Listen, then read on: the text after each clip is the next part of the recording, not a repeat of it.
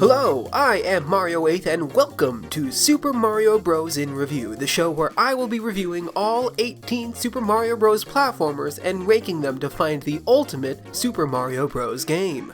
You can find all the previous and future videos in the playlist linked in the description, but first, this week we will be visiting Super Mario Bros. 2 USA.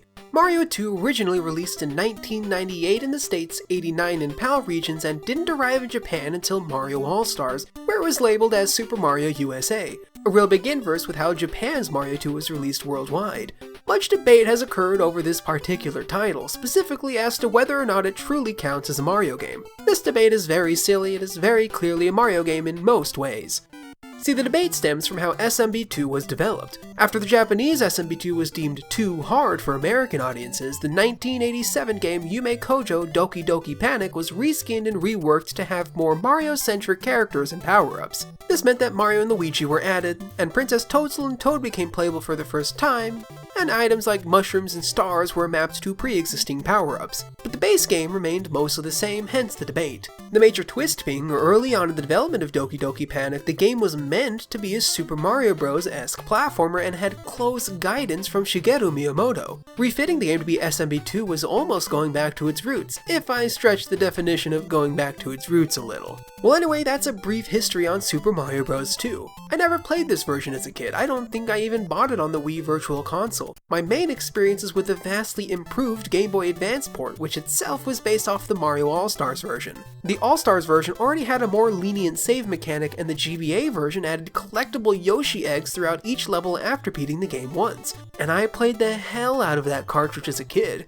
It was the first Mario game to be released under the Super Mario Advance collection, and it also included a really great version of the original Mario Bros. Arcade game. Heck, I might have even spent more time playing Mario Bros. Than Mario 2, but I fell in love with the entire package. After the release of Nintendo Switch Online is when I finally played through the All-Stars version, and I had a good time with that as well. Unfortunately, after getting used to all the quality of life advancements from later iterations, the original NES version didn't hold up as well as I had hoped.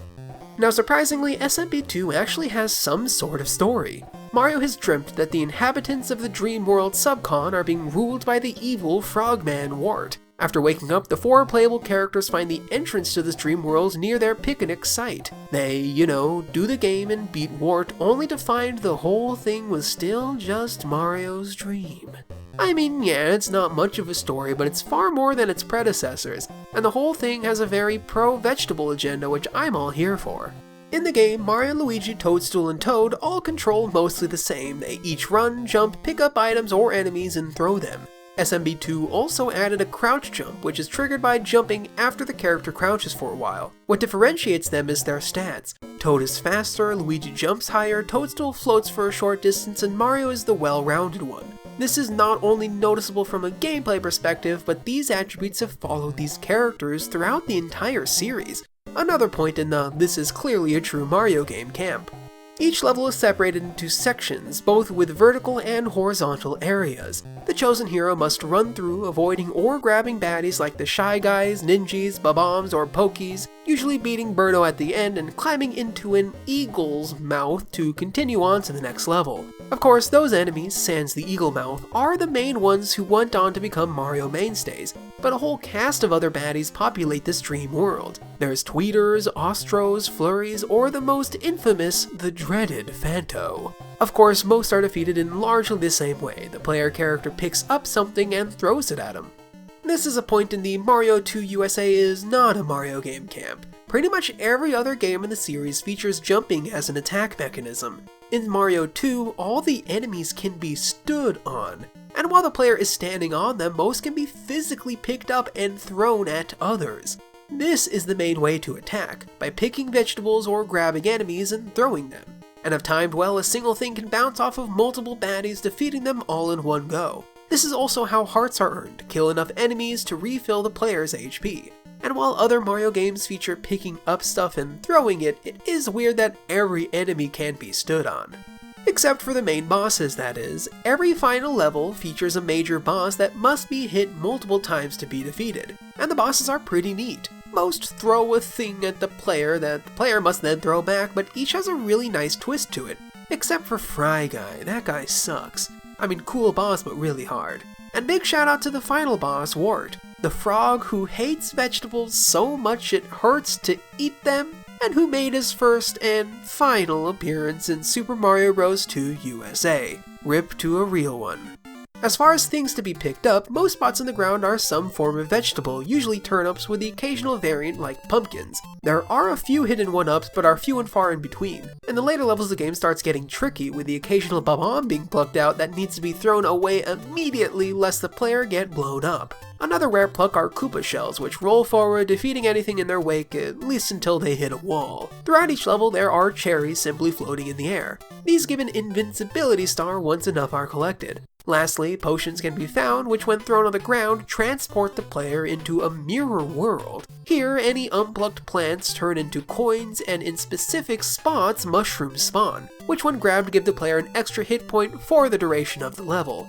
The whole game feels like a real adventure. One touch I really enjoyed was how every level flows into one another. When one ends underground, the next starts by climbing back to the surface. Plus, each level was excellently designed. One I particularly enjoy had Mario travel all the way to the right, then go underground, and head back to the left to get to the goal. And every level has its own twists and turns. Even in the starting level, the player starts falling through a vertical section, heading to the right in a horizontal section, entering a building and climbing up another vertical section, then beating Birdo to get her pondering orb to exit through the eagle. Some have the player excavating pyramids, exploring buildings, skating over frozen lakes, flying high in the sky.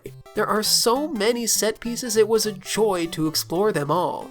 And there's actually only 7 worlds, each with 3 levels, the 7th only having 2. It's only notable due to how pretty much every other Mario game has landed on 8 worlds being the default. The length doesn't take a hit though, since each level is much longer than its predecessors. Coming off of the original Super Mario Bros. With 3 and worlds so close ahead, I couldn't help but feel like there were a few things off with SMB2. Throwing items never had the exact angle that I expected, and platforming was never as precise as in the originals. A lot of this came from using Mario. Peach or Luigi are much better characters, but I still found myself getting caught in the top of a tile of a cactus or getting hit by an enemy I was sure I was above. And it doesn't help that the character sprite seems to always be 2 tiles tall unless ducking. I'd think that when the character only has 1 HP and physically shrinks, that they'd have a smaller hitbox. This is not the case. It was also a lot harder than I remembered. I ran out of continues around World 4 on my first attempt, and while I cleared that level on the second playthrough, by the time I got to my next game over, I was a little over it and started using the Switch's rewind feature. This was also pressured by how difficult it is to get extra lives.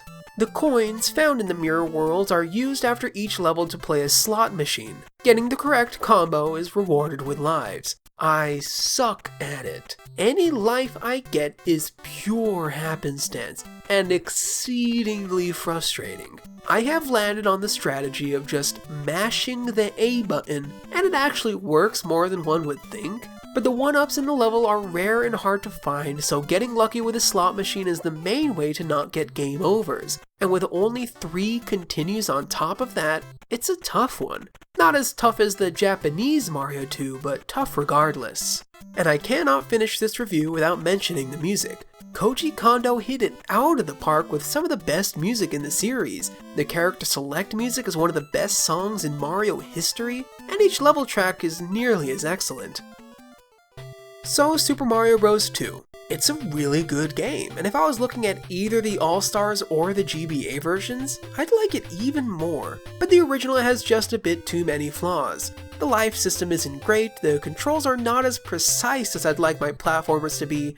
Even though I'm not good at the original Super Mario Bros., I think I prefer its controls to 2's. With that being said though, it is still clearly a better game than Japan's Super Mario Bros. 2. So my current ranking of 2D Super Mario Bros. Platformer stands at number 3 Super Mario Bros. 2 The Lost Levels, 2 Super Mario Bros. 2 USA, and 1 Super Mario Bros. At least for now. I wrote this a year before recording, and in that time I replayed Super Mario Bros. 2 to make sure my thoughts were the same. And let's just say when I eventually merge the 2D and 3D lists, my current rankings may get shuffled a bit. Anyway, oh boy am I excited for this next one. The all-time classic, for many people the best 2D Mario game ever, the first Mario game to have been included in a feature Hollywood film, Super Mario Bros. 3. But in the meantime, thank you so much for watching. If you liked this video, maybe leave a rating or a sub to be notified of more. While you're down there, you can check the description for all of my socials where I'm at Mario8th everywhere. I'm on Twitter, Tumblr, and you can see what games I'm playing on ggApp.io. Also in the description is the playlist that every Mario in Review video will eventually be in. And if you'd like, let me know what your personal Mario ranking is in the comment section. Anyway, thanks for watching and I'll see you next time.